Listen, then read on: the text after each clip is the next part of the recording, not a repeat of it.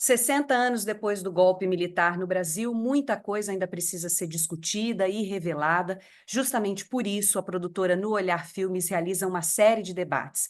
Essa jornada é uma contrapartida ao edital PROAC Expresso Direto de 2021, por meio do qual foi realizado o documentário Madre, que conta a história de Maurina Borges da Silveira, freira presa e torturada. O tema dessa vez é a sociedade ontem e hoje. Então, está aqui com a gente hoje o José Carlos Dias, que é advogado criminalista, tem toda uma carreira dedicada à defesa da democracia no Brasil. Ele defendeu centenas de presos políticos durante a ditadura militar, chegou a ser perseguido, inclusive, pelo regime, sendo detido por 3 vezes, e foi advogado da Madre Maurina Borges da Silveira, freira presa, torturada, banida do Brasil, a personagem central do longa-metragem Madre, que a No Olhar Filmes lança agora em 2024. O José Carlos tem participação em vários outros acontecimentos marcantes na luta pela democracia aqui no Brasil.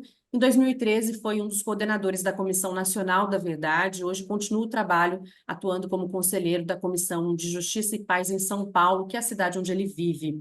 Está aqui com a gente também a Rita Cipaí, advogada, ex-presa política, conselheira da nova Comissão de Anistia do Ministério dos Direitos Humanos e Cidadania. A Rita é uma referência pelo trabalho na área de direito, a memória e a verdade, foi uma das vítimas da violência de Estado durante a ditadura militar. Em 1971 foi perseguida, presa, torturada, ficou por 11 meses na chamada Torre das Donzelas, aquela ala feminina do presídio de Tiradentes, em São Paulo. Agradecemos muito a participação dos dois por estarem aqui conosco nesse bate-papo. A gente chega aqui aos 60 anos do golpe militar, ainda diante de uma democracia ameaçada, né, com várias manifestações golpistas recentes, questionamentos aí do processo eleitoral. A gente vê nas ruas algumas manifestações que remetem àquela cena da Marcha da Família de 64, quando os setores mais conservadores da sociedade falavam Natal ameaça comunista. Começando esse papo com você, Rita, qual que é a sua visão de tudo isso? Onde é que a gente pode dizer que errou à época ou até erra ainda nos dias atuais? Ok. Boa noite a você, Ana. Boa noite a Marcela. Boa noite ao José Carlos Dias. É com muita satisfação que eu me disponibilizei e estou aqui para a gente conversar essa noite, nessa live. Essa, essa pergunta que você me faz, ela é uma pergunta, não é uma pergunta fácil. Quer dizer, quando você pergunta, nós erramos, ou o que acontece? Inclusive, você, ao falar, você mostra uma realidade que nós vivemos hoje, que se refere, por várias razões, inclusive porque nós tivemos, no governo passado, um presidente que defendia a tortura, né, a 1964. Em 1964, foi um momento da nossa história de um golpe civil-militar e de uma ação, a partir do golpe, dos que desencadearam o golpe, não só os militares, mas empresários, e compartilharam com a ideia de que havia necessidade de depor um governo eleito. Então, esse passado nos diz também, quer dizer, que a partir do golpe de 64, a política desencadeada pelos militares, ela era fundamentada na ideologia da segurança nacional. A ideologia da segurança nacional, que se fez uma lei também de segurança nacional, ela é o fundamento da ação e da ação, da estratégia, das táticas militares até hoje. Porque a lei entende que todo aquele que pensa diferente no caso dos militares, da concepção militar, ele é inimigo da pátria. Então, essa lei, ela continua presente na sociedade, ela continua ela pauta a ação dos militares até hoje. Então, os comunistas lá atrás eram aqueles que representavam um perigo à pátria, então eles tinham que ser executados, eles tinham que ser... e a lei é gravíssima, porque quando você lê a ideologia e quando você lê a lei, se detém na lei, você vai perceber que a palavra morte está enunciada várias vezes. Quer dizer, na realidade, a ação dos militares, a violência que se desencadeou nesse país, né? Desde a tortura, os desaparecimentos políticos, os assassinatos, né? Eles tinham como respaldo essa lei, essa ideologia. E hoje isso ainda permanece. Não só isso permanece, como a política que eles desencadearam durante o tempo em que eles estiveram no poder, não é? Até quando se deu a abertura, e a abertura foi ato de resistência também, né? Eles, durante todo esse tempo, a história que foi contada para a sociedade era uma história mentirosa. Não só mentirosa, como silenciosa. Quer dizer, eles, além da mentira, eles impediam que houvesse na sociedade se comentasse o que aconteceu. Então, havia um abafamento, um esquecimento, era necessária uma política de esquecimento, e durante esses anos todos, até a Constituição de 1988, essa política continuou sendo administrada por eles. Então, hoje, quando a gente se refere a muito do que acontece, isso também está ligado a essa política que levou à desinformação, levou a um entendimento de uma realidade que não foi o que aconteceu. Por exemplo, quando os jovens pensam e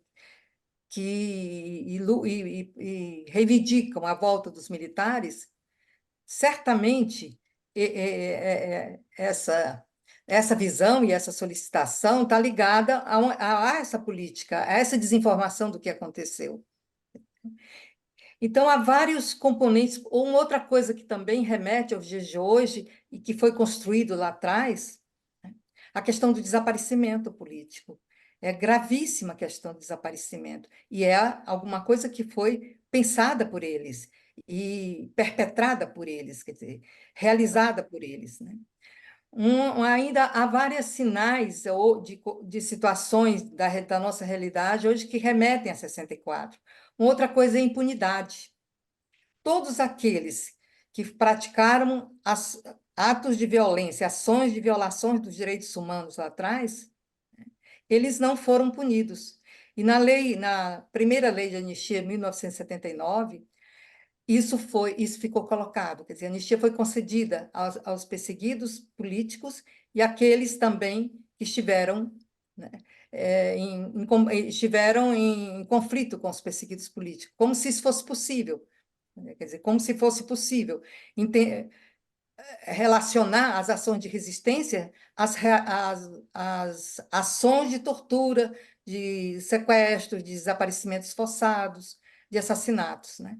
Então, essa relação que foi feita, alguns contestam, diz que isso não está bem, que a lei não diz disso, mas, no final, o que acabou permanecendo é essa interpretação da lei, que a anistia foi uma autoanistia, né?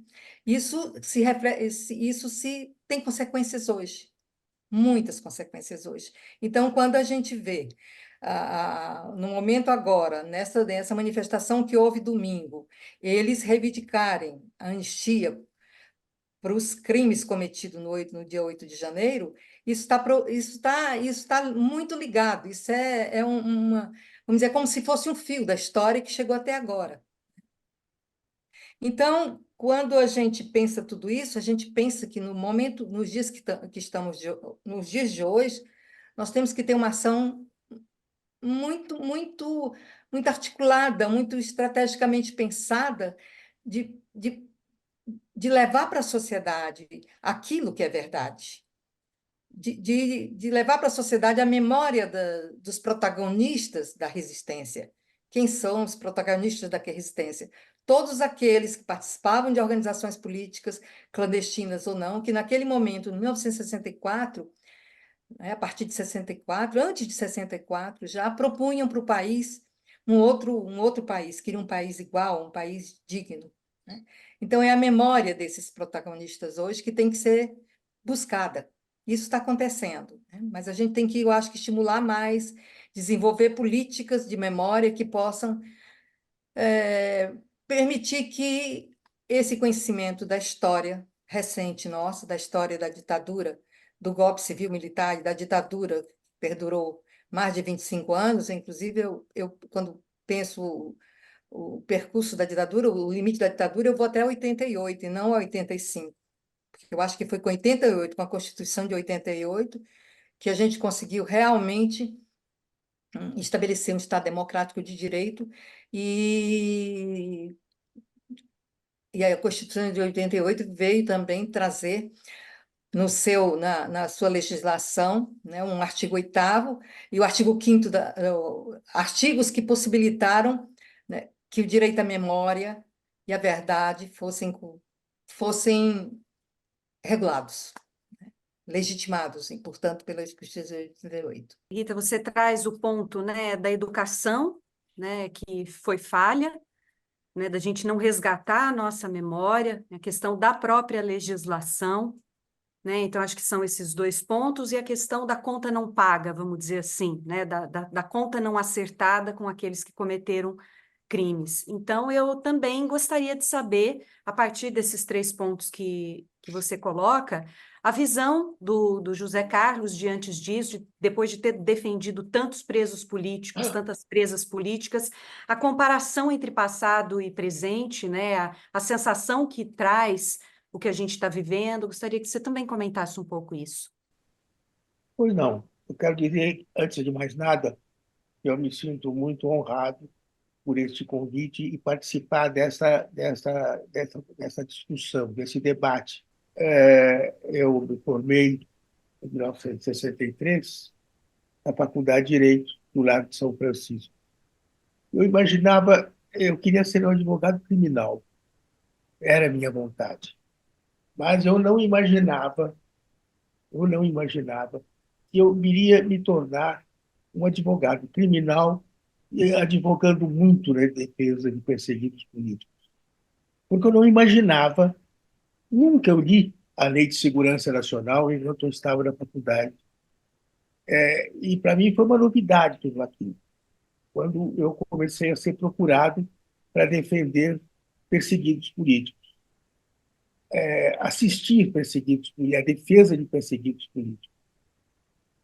Então, foram mais de 500 pessoas que eu assisti e que foram perseguidos, foram presos ou que não foram presos, mas que tiveram inquéritos policiais ou que foram chamados ao doicode para serem ouvidos ou no DOPS.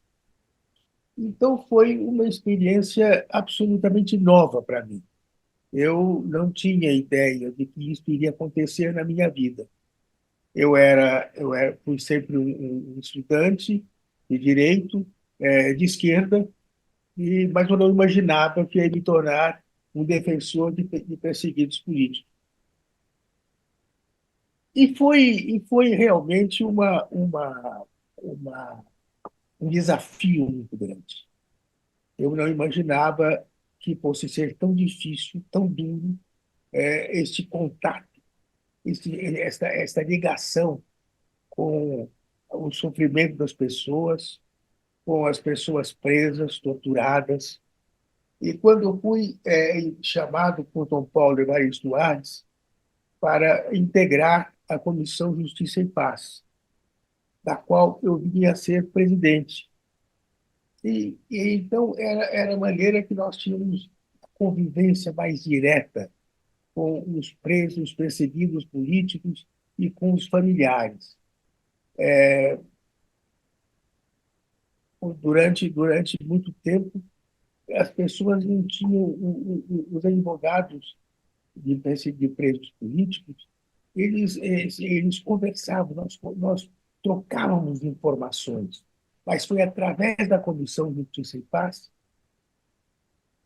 da Arquidiocese de São Paulo, que nós então começamos a ter uma vivência maior. Nós viajamos, eu estive mais de uma vez no exterior e denunciando as violências que estavam sendo praticadas no Brasil.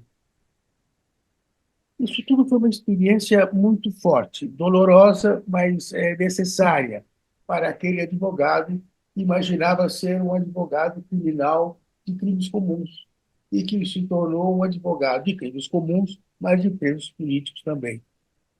O relato que a Rita fez foi excelente de todo e todo esse período que nós vivemos durante a ditadura. Mas eu não me imaginava, e depois de nós termos reconquistado a democracia, que nós iria novamente entrar em contato com todas as violências praticadas pelos militares, principalmente. E a Comissão Nacional da Verdade, ela teve um papel muito importante. Qual? Então, O papel mais importante foi resgatar a nossa história para que as gerações que vêm depois de nós. Hoje eu sou um homem velho, tenho 84 anos, e essa mocidade não viveu isso. Imaginar que quando eu quero me recordar de uma violência, de uma revolução, eu tenho que procurar a Revolução de 32 ou a Guerra do Paraguai. Mas esses jovens, quando voltam para trás e não encontram a notícia do que aconteceu no golpe de 64.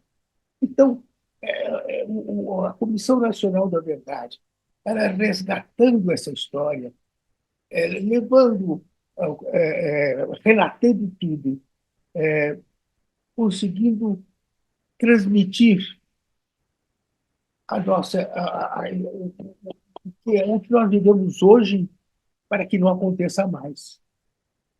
Isso que é fundamental, porque nós temos que dizer para essa juventude, para esses jovens, para a garotada, que aquilo que aconteceu no passado, não adianta fazer uma manifestação com alarido que aconteceu agora na Vila Paulista, recentemente.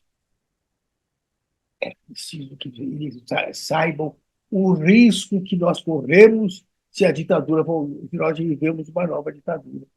Então, nós temos que dar um basta para isso.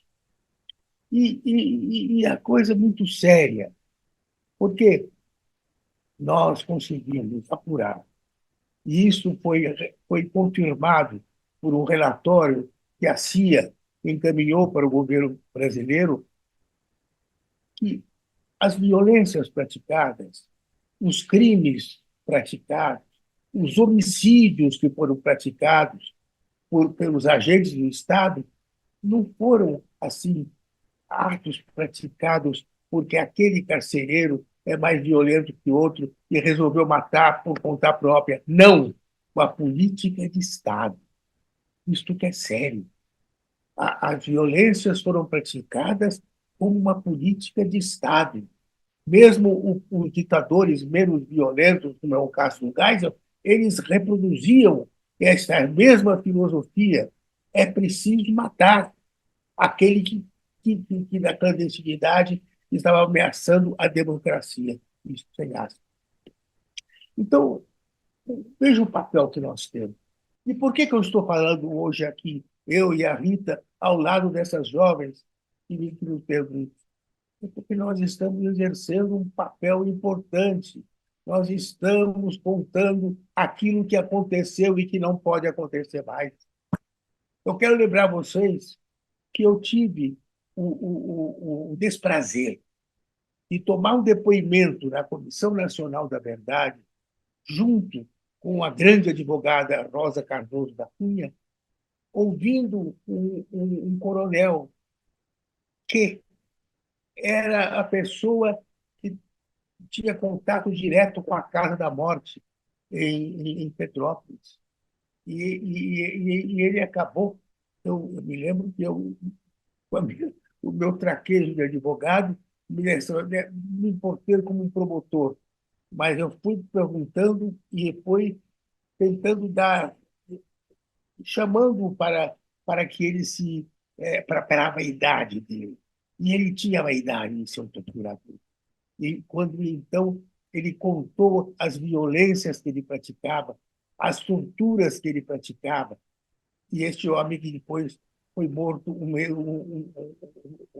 mês depois, foi naturalmente por ter, não interessava também ser vivo por uma queima de arquivo. Então, a Comissão Nacional da Verdade teve este papel extraordinário. Nós não podemos imaginar que agora, porque estamos vivendo num regime democrático, o presidente Lula é um democrata, mas nós corremos riscos. Então, nós temos que batalhar para enfrentarmos esses riscos. E temos a certeza de que nós não vamos deixar que aconteça aquilo que aconteceu. Eu tive realmente a grande honra de ser advogado da Madre Maurina, que era uma pessoa maravilhosa e que eu defendi com muito pedido de Dom Paulo, e que eu defendi com muito empenho. E eu tenho muitas histórias lindas sobre a Madre Maurina. E além da Madre Maurina, outras mulheres extraordinárias que eu defendi, como Eleni Ferreira Teles Guariba, que era uma socióloga, teatróloga, uma pessoa maravilhosa e que foi morta na Casa da Morte em Portugal. José Carlos, você também traz essa importância da comunicação, né? De trazer cada vez mais para as pessoas as informações do que aconteceu, né? A importância de trazer também movimentos que consigam resgatar isso através das comissões, né? Através das organizações dos direitos humanos. Nesse sentido, eu gostaria também que a Rita falasse um pouquinho da própria história, contasse para a gente, Rita, a sua trajetória de resistência, né? E eu acho que a partir disso a gente consegue também falar um pouco do caso específico da Madre Maurina, que é o foco principal do filme que a No Olhar lança esse ano.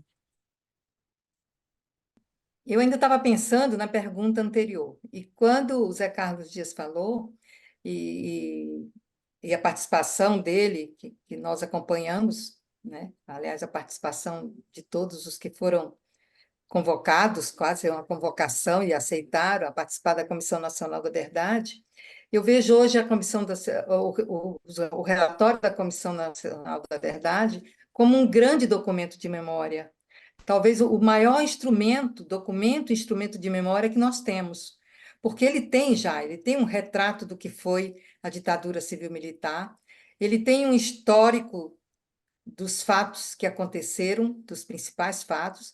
Ele criou grupos que trabalharam, criou comissões que trabalharam, então tem a comissão indígena, tem a comissão dos trabalhadores, e principalmente as recomendações da Comissão Nacional da Verdade, elas são importantíssimas, elas têm que ser resgatadas hoje, e elas têm que orientar a nossa prática, as nossas ações hoje, quando a gente rememora os 60 anos do golpe civil-militar implantado no país. Eu só queria fazer e destacar essa importância, a importância da comissão. Nós temos outros instrumentos de memória. Se a gente fizer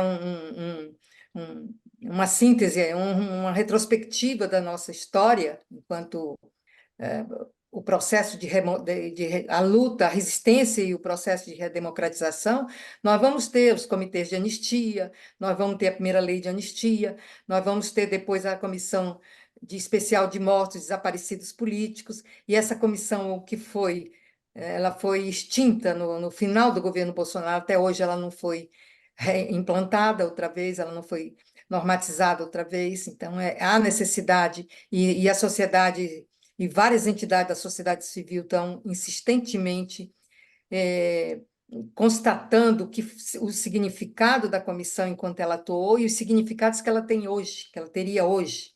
Há necessidade ainda de que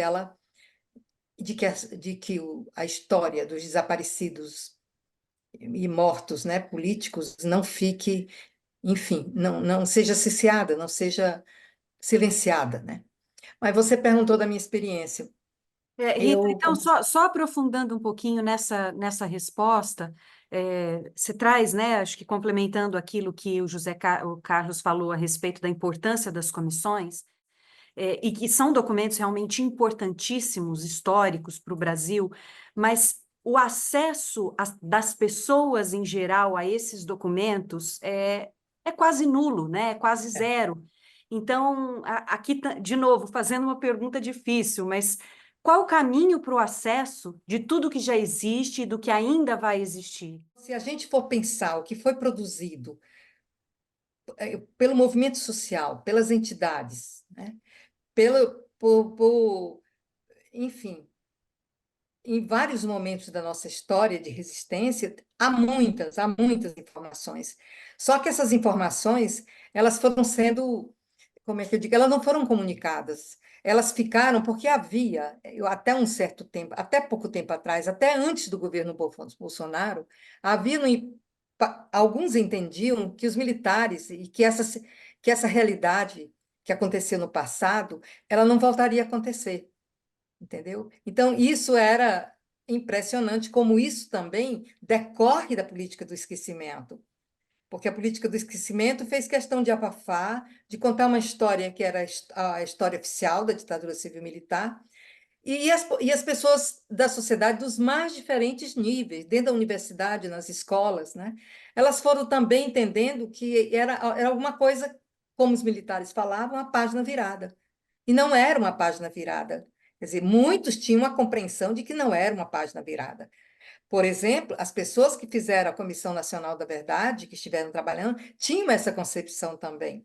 Nós, na Comissão de Anistia, desde 2005, a comissão foi criada em 2002, mas desde 2005, nós víamos fazendo um grande esforço para realizar as caravanas. As caravanas tinham o objetivo de levar as populações e nos seus mais diversos locais, por exemplo, dentro dos assentamentos, numa favela. Eu estive numa favela no Rio, em Minas Gerais, Belo Horizonte, aliás. Por quê? E as avaliações, os requerimentos, os julgamentos aconteciam na favela, no sentido de que as pessoas ficassem sabendo do que acontecia. Mas cada vez que a gente fazia isso, a gente percebia que havia uma distância muito grande entre as nossas iniciativas, por mais insistente que elas fossem, por mais organizada que elas fossem, e uma política de comunicação, entendeu? E essa política de comunicação institucional, através dos governos, também não aconteceu. Entendeu? Então, os governos populares, claro, havia grandes prioridades, mas esse entendimento, no meu entendimento, quer dizer, sou eu que entendo isso a partir da experiência que eu tinha, não era uma questão prioritária. Por quê? Porque não haveria retrocesso. Era como se a sociedade, como se a história fosse só de avanços, entendeu? E, de repente, o governo Bolsonaro trouxe tudo isso à tona. Eu acho que se existe alguma coisa que a gente pode dizer que aconteceu nesse governo que foi a nosso favor no sentido histórico de memória, é a defesa da tortura que ele fez. Porque um governador que defende a tortura, um presidente que defende a tortura, um crime, né, de lesa humanidade, aquilo, no mínimo, vai fazer com que algumas pessoas se indaguem. Mas é mesmo? Porque a sociedade legitimava também a tortura. Entende? Então, tudo isso ficou. É como se o tempo guardasse isso numa redoma e isso não viesse à tona. De repente, não. Nós estamos aqui, convivendo com efeitos e repercussões que têm a ver com 64.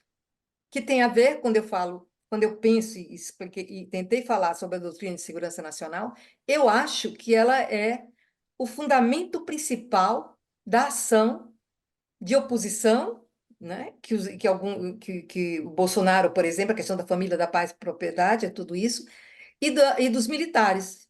A elaboração da prática e dos planos militares tem até hoje a ideia a formulação do inimigo interno como principal inimigo. Não são as fronteiras, não é aquele que pensa diferente, aquele que questiona o que eles estão fazendo. Então, não houve, muito tempo, essa discussão na sociedade, essa reflexão na sociedade. Então, Né? se me permite, eu queria apoiar tudo que você disse e lembrar o seguinte, que quando nós apresentamos o relatório final da Comissão Nacional da Verdade, uma das recomendações era no sentido de haver uma grande divulgação de tudo aquilo que foi apurado. Isso. E, pois é, e nem a presidente Dilma aceitou e levou avante isso. Então, na realidade, o que nós estamos tentando fazer com Hoje, com a Comissão Arnes é divulgar o que aconteceu, denunciar as violências que estão sendo praticadas ainda, e a questão, por exemplo, contra os indígenas, e mostrar que nós precisamos, sim, levantar a poeira de tudo isso que está aí, para mostrar as violências que foram praticadas. Então, eu acho que ainda é tempo. Nós temos que divulgar isso, e divulgar para valer tudo o que aconteceu. É um dever nosso, de cada um. É o dever da igreja, é o dever das entidades. A Comissão Nacional, a Comissão Arnes, ela se uniu com mais 6 entidades, a CNBB, a CSBPC, OAB, são 6 entidades, e nós somos o grupo dos 6, e que já denunciamos em artigos de jornal, em atos públicos da Catedral de São Paulo. Sempre que nós podemos, nós divulgamos. Então, eu acho que isso é um papel que nós temos e que vocês têm, e já que estão tomando conhecimento do que está acontecendo. Então, isso, por exemplo, de ter contar o que aconteceu com a Maria Maurina, isso é fundamental. É a maneira que você vai divulgando. A história do Brasil não se interrompeu, ela continua. E nós temos o dever de denunciar aquilo, as violências praticadas contra a democracia. É isso. Nós temos que defender a democracia. Rita, se você puder então contar um pouquinho do seu caso, né? Como se deu a sua prisão, claro, o processo de tortura. certo. Isso que o Zé Carlos falou é o que o que a CNBB está fazendo, as entidades estão fazendo, que a Coalizão por Verdade, Memória e Justiça está tentando fazer. Encontrar uma forma, uma comunicação que faça com que as pessoas hoje percebam a gravidade do passado e pensem como superar tudo isso no presente. Agora, eu digo que eu comecei a ideia de justiça. O dia eu estava me perguntando como começou tudo isso. Eu fui criada no Ceará, em Fortaleza. Meu avô tinha muitas terras, era um latifundiário. Então, o primeiro sentimento, eu lembro, das injustiças era quando nós íamos para a fazenda e encontrávamos a diferença enorme entre a casa da fazenda e as casas dos moradores. Eu lembro que eu costumava ir de casa em casa e os meus tios questionavam, por que que você anda tanto? Mas eu acho que isso ficou na enfim. Eu cresci com essa ideia de que aquele mundo nosso imediato ali era muito injusto, né? Depois na faculdade, participando da política do diretório, e antes da faculdade, a Juventude Universitária Católica. Eu vejo que a minha participação na Juventude Universitária Católica, na Igreja Avançada dos anos 60 nesse país nosso, foi, para mim, a grande força, que levou à política. E, a ação da Igreja Católica, através da JUC, tinha a JEC, a JUC, né? Tinham várias, nas várias, a JUC Operária era a JOC, a JEC era independente, a JIC era independente, a JUC era universitária, né?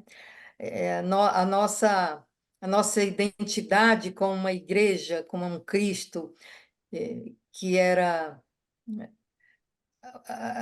que era a figura da libertação, enfim, de uma sociedade igualitária, digna, surgiu muito na JUC, né? Na família, eu acho, meu pai também era um turco que se diferenciava nesse sentido. Ele trazia também muitas referências da Turquia e da luta do Kemal Atatürk, mas eu acho que a JUC e o movimento universitário foram fundamentais. E aí foi um passo, né? Você começa. Eu estudei direito no Ceará, havia naquele momento, a UNE tinha uma atuação extensiva a todo o país. A União Nacional dos Estudantes, ela passou, quando o Aldo foi eleito presidente, aliás, antes do Aldo mesmo, mas eu participei a partir da eleição do Aldo Arantes, né? Nós tínhamos uma política, tanto uma política cultural como uma política de pensar reforma universitária no país. Então, tudo isso foi envolvendo. Tanto é que no Ceará, a luta pela reforma universitária, nós que iniciamos a luta pela reforma universitária, o Conselho da Uni, inclusive, se deslocou para Fortaleza, a greve geral pela reivindicação da reforma universitária foi muito extensiva a todo o país, enfim. A atuação universitária possibilitou isso. E houve um momento em que a atuação universitária ela já não nos nós percebemos a necessidade de alguma coisa mais organizada de um partido político. Aí a ideia de uma organização antes de 64, que foi a Ação Popular. Então, nos reunimos depois de um congresso da UNE, e as discussões todas sobre a questão de como organizar e de como mobilizar os estudantes e o povo, né? Na realidade, a gente pensava o povo para a transformação do país, né? Nós queríamos a transformação do mundo e a transformação do país era fundamental no sentido de que nós tínhamos um país, comprovamos que nós tínhamos um país com muitas injustiças. Quando 64 aconteceu, eu já tinha terminado Direito, eu morava no Recife e eu terminei o curso de Direito na Faculdade de Direito do Recife em 64. Aí o Recife foi um grande laboratório com o governo de Miguel Arraes para muitas das iniciativas, as ligas populares, a, a- a- enfim, foi um tempo é um tempo de muita liberdade no sentido da organização política ter condição de crescer no campo e na cidade, né? Quando aconteceu, e as reformas de base eram fundamentais, o sindicalismo rural já começou, então 64 foi nós não em 64, falando de 64 agora, nós não tínhamos a dimensão do que ia acontecer. Era impressionante. E talvez por ser em Pernambuco, mas nós não tínhamos a ideia, a dimensão de um golpe tão violento. Eu lembro que Dom Helder foi falar com Dom Helder e uma assistente de Ju, que eu lembro até hoje, foram a Brasília conversar com o Jango, e não havia também, por parte dos que estavam no momento no poder, a percepção do golpe. Então, o golpe surpreendeu o Brasil todo. E depois do golpe, aí foi eu já era da Ação Popular, né? Nós Rita, ficamos, houve um tempo em que muitos de nós saíram para fora do Brasil. Eu era casada com uma pessoa que era servidor da Sudenha, era presidente da Associação de Servidores da Sudenha. A gente resolveu não sair, vir para o Sul, e aqui eu comecei a trabalhar na Frente Nacional do Trabalho. Eu atendi as pessoas junto com trabalho um de Jesus. italiano maravilhoso, doutor Mário que conseguiu esse trabalho, esse estágio para mim. Depois eu não pude ficar na Frente Nacional do Trabalho por conta também da Ação Popular, e que eu não tinha um endereço, eu estava clandestina, semi-clandestina em São Paulo, porque meu marido no tempo, lá atrás, tinha prisão preventiva decretada. Então foi isso, mas em nenhum momento nós deixamos de pensar como retomar a luta política. Então, com a volta do Betinho, Aldarantes, do Uruguai, e a gente foi retomando aos poucos a militância. E eu voltei a participar da Ação Popular. E Você voltei foi presa em que ano? Queria que você 71, rapidamente. 71. Eu sei que Ainda você em não costuma plena. tocar muito, né, no tema, inclusive, da tortura, né, Rita? Mas, inclusive, refletindo a respeito da importância da comunicação nesse sentido, eu acho que cada vez mais, tanto eu como a Marcela, como documentaristas, a gente conversa muito a respeito da importância de trazer rosto, né? De trazer a Tá. personificação de quem passou por aquilo, né? Nesse sentido é que a gente te convida a falar também, né? Que você foi presa, torturada, já nos falou aí, participou do filme sobre a Madre Maurina, mas gostaria que retomasse rapidamente para a gente isso. Eu e muitas outras mulheres nesse país, homens também, fomos torturados, né? Eu passei a falar sobre a tortura no momento em que a gente reuniu um grupo de mulheres a pedido de uma psicóloga, aliás, uma psicanalista da França, que gostaria de saber o que aconteceu com as mulheres no Brasil. E aí foi aí que a gente se deu conta, num coletivo de de ex-presas políticas, o quanto tinha sido tudo tão violento e o quanto e por que a gente tinha se calado durante tanto tempo, porque a gente não falava, né? Na realidade, falar significa que você e isso não é só uma coisa que a gente fala sem ter sem ter uma elaboração por trás disso, né? O fato de não falar é a intenção maior do torturador. Quando o torturador, ele não queria só te dis- a informação que ele queria na hora, né, para desarticulação de tudo, mas ele queria destruição. E enquanto você não fala, ele fica dentro de você, entendeu? Ele continua, a ação dele continua, claro, não é uma coisa consciente, mas o medo continua, as sensações de risco iminente continuam, né? Então, foi aí que, por essa motivação toda, por esse conhecimento que eu adquiri nesse momento dessa conversa coletiva, que nós começamos a falar, eu comecei a falar, a contar as coisas. Eu percebia que quando eu estava numa fila, por exemplo, a fila de banco, eu tinha um receio enorme, começava a ficar numa agonia que eu não sabia entender o que era. Depois eu relacionei. Era o tempo que você ficava na cela esperando para ser levada para a tortura, entendeu? Até hoje ainda acontecem sinais de que. Então, a tortura ela deixa marcas indeléveis. E se você não fala, e se você não denuncia, você não se liberta, entendeu? Eu acho que nós mulheres tivemos mais condições, talvez, por ter constituído grupos, por ficar mais próximo uma da outra, de falar. Os homens, eles falaram muito menos, muitos não falavam, não falaram até hoje. E isso trouxe problemas graves. Eu sei, eu te digo isso por conta da minha participação na comissão de anistia. Os relatos na comissão há no momento da avaliação do julgamento, um momento em que a pessoa que fez o requerimento, que fez o pedido de anistia, ela deve falar. Nessa hora, dos homens não falavam nada, eles não conseguiam. Muitas vezes ele escreviam que ele ia falar, porque ele sabia que tinha um tempo, nem ler eles conseguiam ler, entendeu? Tanto é que tinha no nosso grupo de conselheiros uma psicóloga para atender pessoas nessa situação, né? A- a- então, isso levou a gente a criar as clínicas do testemunho. Na comissão de anistia, a ideia da clínica de testemunho surgiu exatamente da dificuldade que as pessoas tinham e têm até hoje de falar sobre a tortura.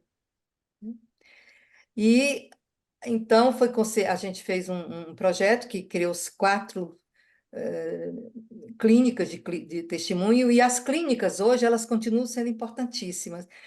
No Rio Grande do Sul, numa entidade de psicanalista que se chama Sigmund Freud, eles fazem até hoje. E eles fazem, inclusive, em praça pública, às vezes. Eles criam uma situação para as pessoas se aproximarem e começarem a falar, para ver se as pessoas falam daquele tempo. Porque até falar daquele tempo, para muita gente que sofreu, que viu o seu vizinho ser preso, ou que esteve na família alguém preso, até hoje essas pessoas também não falam. Eu imagino que tenha sido vários exemplos, né? Vários casos que você sofreu, vivenciou no período que esteve presa, mas tem algum que você poderia contar que tenha te Tem, marcado muito? tem. Eu, eu não falava muito porque eu acabei falando e uma peça aconteceu no Ceará, eles fizeram uma peça e eu fiz um relato.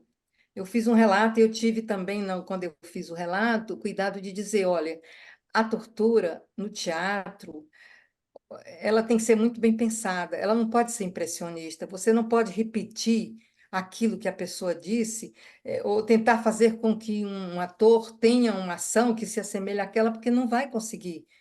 E vai ficar, pode criar, no lugar de aproximar a pessoa, para a pessoa refletir sobre aquilo, pode afastar.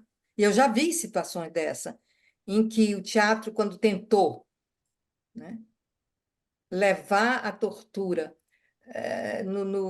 com o preciosismo, e tem um filme, inclusive, sobre isso, né? Afasta, as pessoas param de olhar, olham para baixo, não conseguem.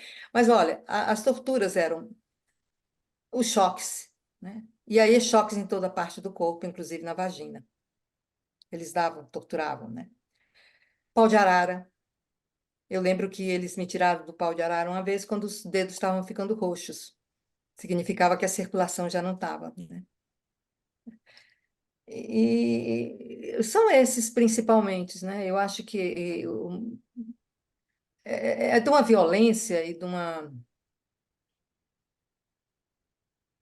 brutalidade tamanha que você tem que ter um cuidado quando fala dessas coisas, né? Quando se trata de uma mulher, tem uma camada mais de violência aí, né? Que é o machismo, né? Tem, porque tem o preconceito, né, contra a mulher. Ele vê a mulher, eles só me chamavam de puta. Tinha cara de santa, mas era puta o tempo todo, entendeu?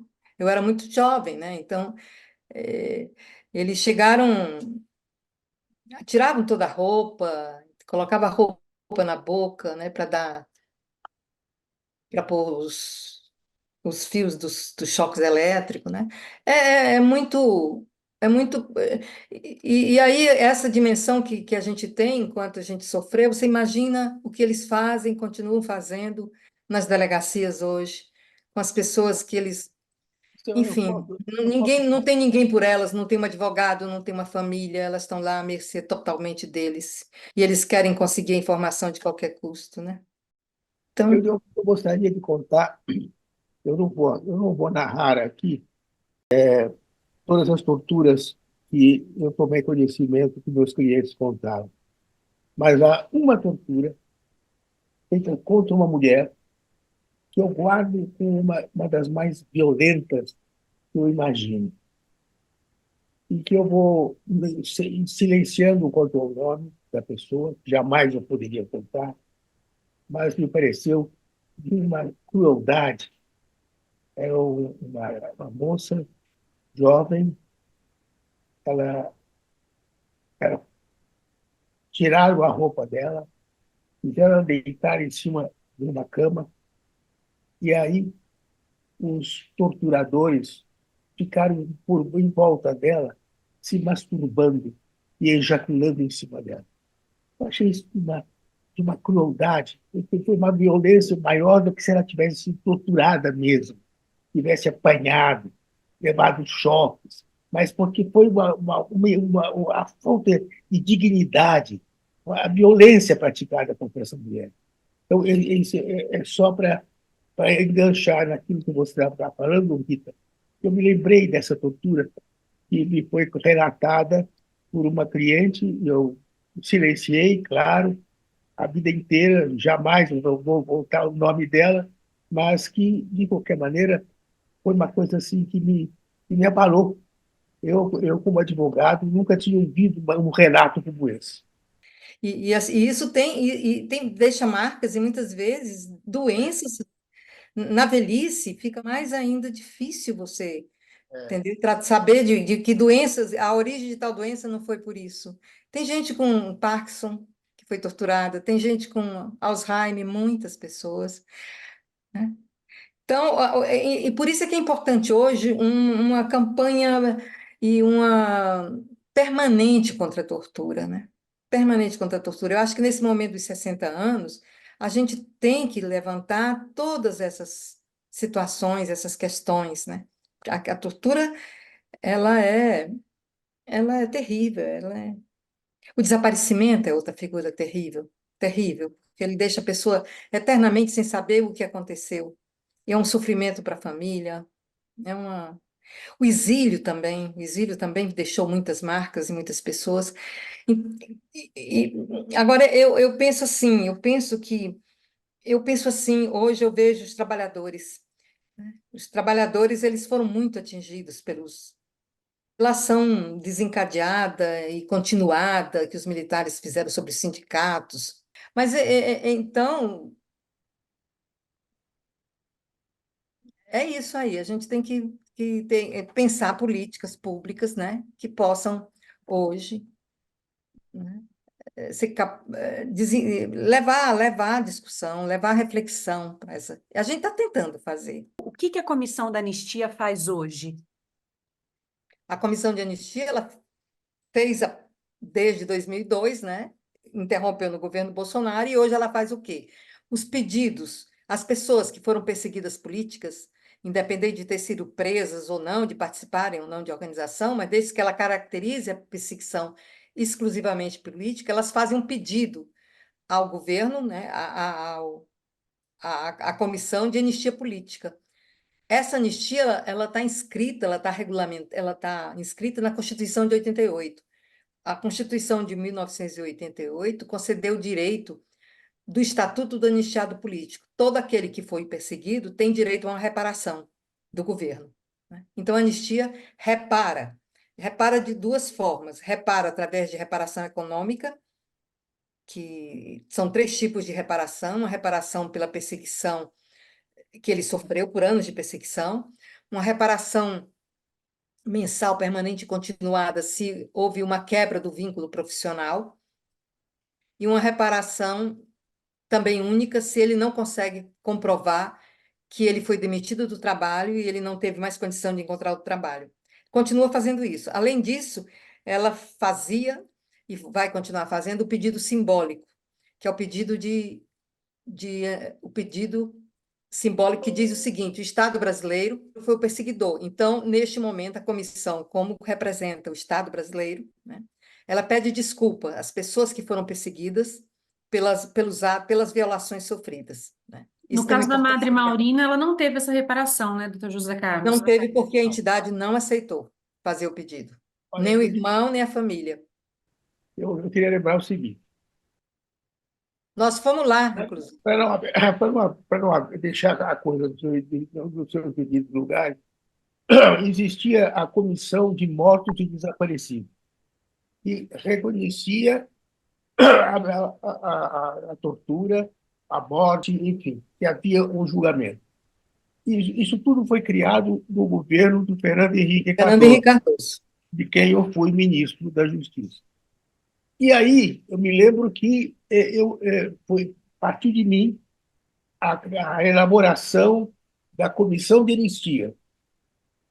Eu apresentei o projeto e aí foi encaminhado para a Casa Civil.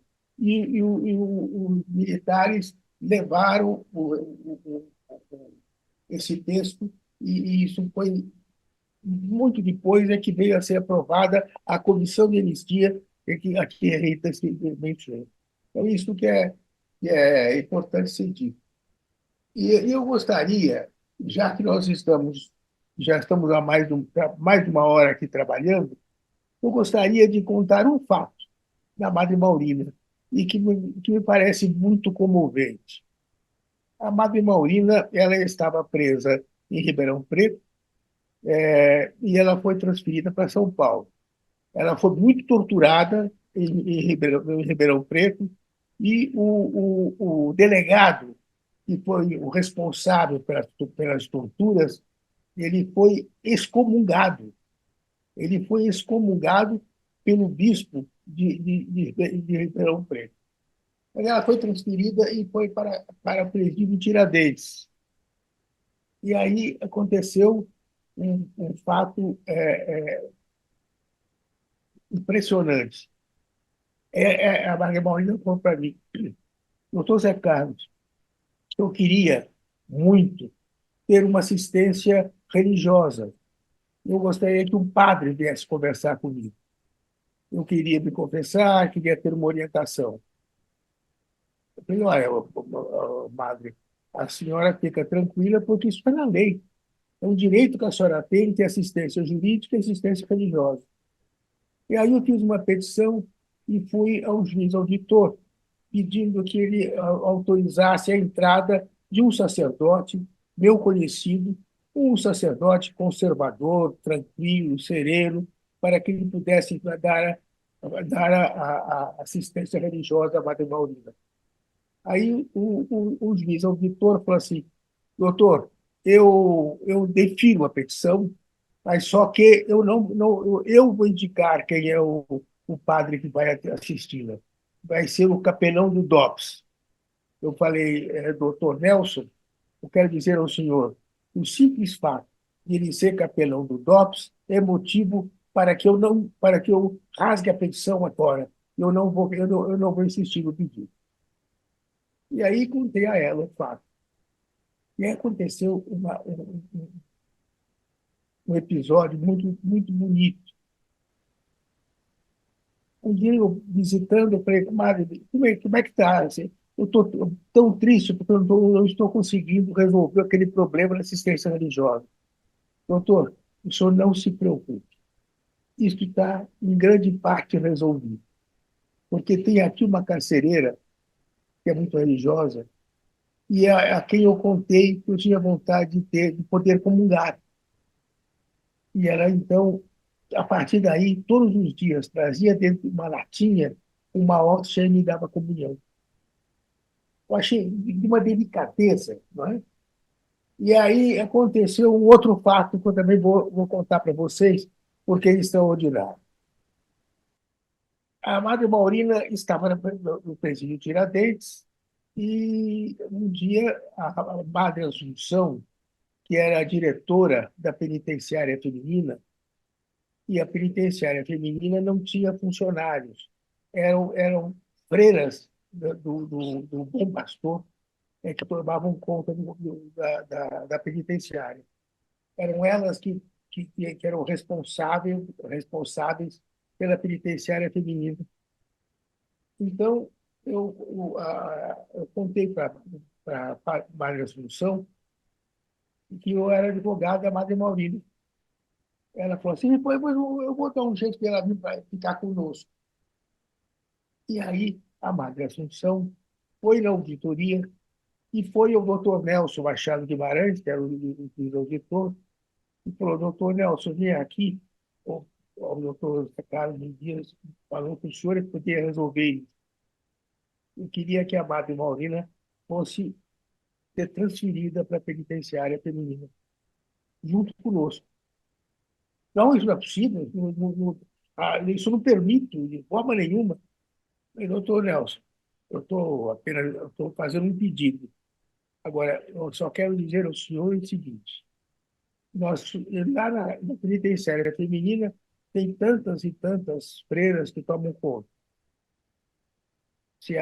Se até amanhã, a esta hora, a Madre Maurina não tivesse sido levada para a penitenciária feminina, nós todos sairemos da penitenciária e ela vai ficar desguarnecida. Pega para capar. O doutor Elcio ficou desesperado, chamou o juiz corregedor, que era responsável pelos presídios, e tiveram uma conversa, uma discussão, e eu quieto. Aí, depois de horas, mas ainda naquele dia, afinal, o doutor Nelson falou assim, bom, está certo, nós aceitamos o seu pedido. Então, amanhã a viatura levará a Madre Maurina. Não, senhor, eu vou passar com a Kombi, da nossa Kombi, pegar a Madre Maurina e levamos ela para a penitenciária. E assim foi feito. A Madre Assunção pegou a Kombi junto com outra freira, passou por lá, pelo presídio Tiradentes, pegou a Madre Maurina, foi ao convento da ordem dela, onde ela almoçou com as outras religiosas, e aí levou para a penitenciária feminina.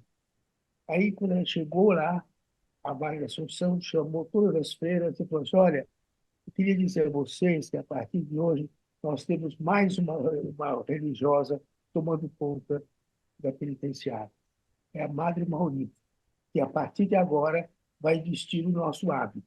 Entregou para ela o hábito, fazendo, Madre Maurina, a senhora passou a ser agora uma irmã do Bom Pastor. Então, eu acho tão bonita essas duas histórias, porque mostra uma coisa comovente.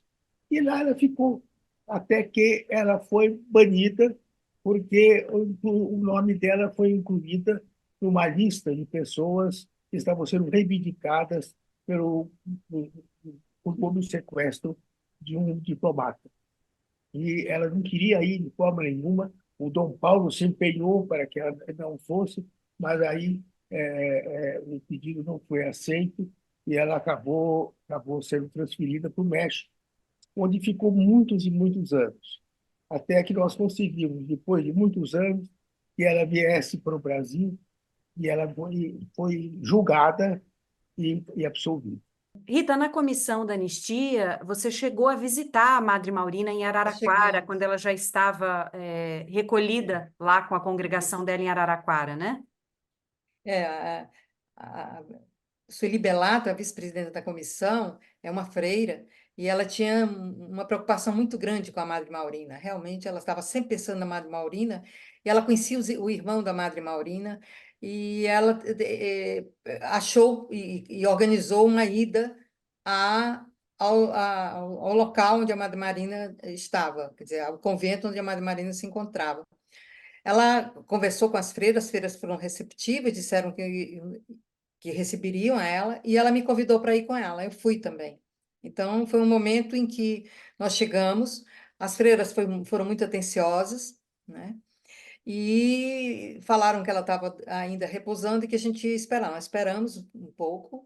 Ela veio acompanhada também de uma pessoa que estava com ela, que devia ser a pessoa que ficava junto com ela sempre. E aí a gente percebeu que ela estava eh, muito fragilizada. A ideia era assim de uma pessoa, né, que estava e também parece que sob efeito de medicação também. Ela estava meia, mas ela insistia numa coisa. Quando ela nos viu, ela falou com cada uma. Eu acho que ela não reconheceu, não sei se ela conhecia, não lembro agora se ela conhecia a Sueli. E ela insistia em falar que o jardineiro tinha sido muito torturado. Ele sofreu muito. Ele sofreu muito. Ele não era como ele. E ela voltava a falar isso. Então, a preocupação dela naquele momento não era com ela, era com o jardineiro. E, de fato, o jardineiro foi a pessoa, né, que foi levada, foi torturada, e que eles acabaram encontrando os livros através que ele tinha enterrado no jardim, colocado no jardim, né? Então, essa impressão dela, dessa preocupação, mexeu muito com a gente. Ela falou muito pouco, a Sueli contou para ela. Antes a Sueli contou para ela por que que nós estávamos ali. Mas com relação a isso, ela não teve nenhuma resposta. Ela voltava a falar do passado e dessa situação que para ela deve ter sido muito, que ela deve ter carregado no tempo todo e se sentia ainda, até aquele momento, parecia culpada do que aconteceu com ele, né? Aí você estava falando da questão do machismo. Eu acho que a Madre Maurina não queria sair do país, não queria. E ali foi uma decisão que tomaram por ela, né? Para que pior situação, né?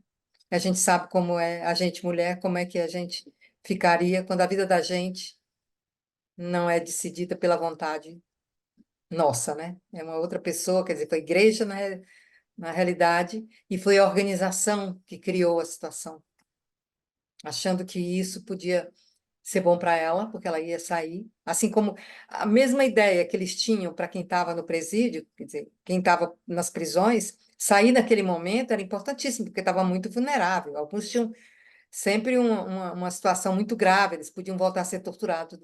Mas no caso da Madre Maurina era uma outra realidade, que eles não levaram em conta, né? De que ela não queria. Essa Eu questão da sempre Madre fico. Maurina, só reforçando, né, está no filme, nós vamos trazer um pouco dessa história, mas ela, além de ter sofrido várias violências, né, que começou ali pela prisão, né, foi presa injustamente, depois foi torturada, violentada, e depois chegou a ser banida do Brasil, né, foi enviada para o Isso, é. México pelo Você governo vê e quanta arbitrariedade, quer dizer, quanta violência, né? E ela ainda tinha uma situação que ficava mais vulnerável, ela era uma freira, né? Ela tinha uma ordem para obedecer, a ordem dela era uma ordem muito rigorosa nesse sentido. Tanto é que eles não queriam nenhuma publicidade com relação ao que estava acontecendo.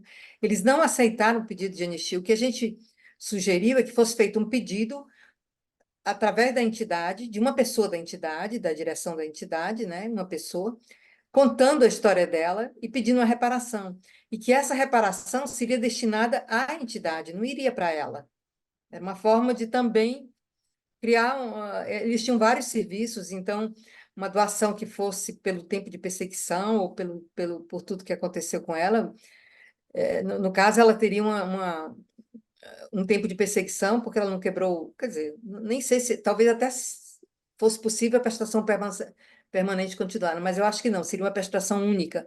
Voltaria para o trabalho e para os serviços que a comunidade prestava, mas elas não Mas uma aceitaram. informação só aqui para você, Agora Rita, ainda pode acontecer, viu? Se nós alguma freira. ouvimos a congregação, pela primeira vez a congregação falou, né, se manifestou a respeito desse caso depois de tantos anos, e no filme que nós vamos lançar agora, no documentário, tem essa entrevista, né, da responsável pela congregação, e uma das justificativas para evitar, né, esse pedido e até evitar que a madre falasse sobre o assunto é a intenção de protegê-la, né, evitar que ela revivesse toda aquela dor novamente, né.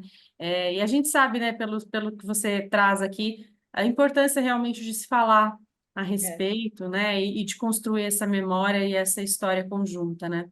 isso. E o Estado brasileiro reconhecendo que foi ele o perseguidor, né? Ele que devia Sim. proteger, ele perseguiu, e pedindo desculpas a ela e à congregação, né? Que ela representava também a congregação. Agora, isso ainda pode ser feito hoje. A Comissão de Anistia ainda pode receber o pedido de alguma freira, que seja a freira responsável por isso, e seria muito importante, porque ela teria o pedido de desculpas ainda, o que é importante para não só para ela, mas para a família dela também, para as pessoas todas enfim, algum dia acharam que ela era responsável, que ela tinha alguma responsabilidade no que ela, na ação dela, na atitude dela, né? Por tudo que conversamos aqui, talvez tenha esse caminho, né? É o caminho da reparação, é o caminho de falar sobre o Exato. assunto. Neste momento que se rememora o que aconteceu em 60 anos, olha, 60 anos, né? Mais de meio século, né? E nós estamos ainda sob essa realidade, quer dizer, isso não foi superado. Então, eu vejo que nós temos que ter uma ação, e isso está acontecendo já. Muitas entidades já estão, no Brasil todo, já estão se organizando para contar essa história, contar a história da ditadura civil-militar, contar a história das violações, contar a história do esquecimento, contar a história da memória oficial que foi imposta ao país, né? Uma memória oficial que dizia que não havia, uma memória oficial que foi reproduzida todo esse tempo no último governo e continua sendo. Então, como é que a gente vai reverter isso? Esse é o grande desafio. Agora está acontecendo, por exemplo, São Paulo tem uma exposição na Pinacoteca, numa das pinacotecas, na pinacoteca do Memorial da Resistência, que é a luta das mulheres. Muito interessante, muito importante, porque você vai lá e você tem uma versão do passado e do presente. Quer dizer, outra coisa que eu acho importante é você estar sempre fazendo a relação do passado e do presente. Quer dizer, como é que esse passado acontece no presente? Como é que a memória, não é que a memória como é que é a memória desse passado, aquelas lembranças que elas são cheias vamos dizer, de lapsos, mas como é que ela recupera para cada um de nós, quer dizer, como cada um se põe a pensar o passado com as informações que ele tinha e com as informações de hoje. Então, essa memória está sendo reconstruída hoje também. Entendeu? Então, eu acho isso fundamental. No Memorial da Resistência está acontecendo, agora em março acontece na Maria Antônia uma exposição interessantíssima, que é Paisagens, Poder. Como os arquitetos e como todos aqueles que estiveram trabalhando, reconhecendo as estruturas da arquitetura, do desenho, como é que esse poder da ditadura se manifestava nesses trabalhos que eles faziam. Isso vai acontecer na Maria Antônia, quer dizer, um outro modo de contar o que foi 64. E aí também eu acho interessantíssimo, porque já tem uma elaboração maior. Não é só o fato, mas é como os fatos foram sendo construídos na arquitetura brasileira, como é que se desenhou ou se construiu a arquitetura brasileira, e como ela era embutida desse poder autoritário, repressivo, entendeu? Então, isso hoje. Outra coisa que existe uma entidade que chama Coalizão por Verdade, Memória, Justiça, Reparação e Democracia. Essa coalizão ela é composta de 134 entidades. Essas entidades todas elas estão se articulando para que todas as iniciativas, os cursos, os projetos que elas fizerem tenham uma marca única, entendeu? Para que no Brasil todo, quando se falar daquilo, se reportar aos 60 anos da ditadura civil-militar. Isso eu acho já um avanço.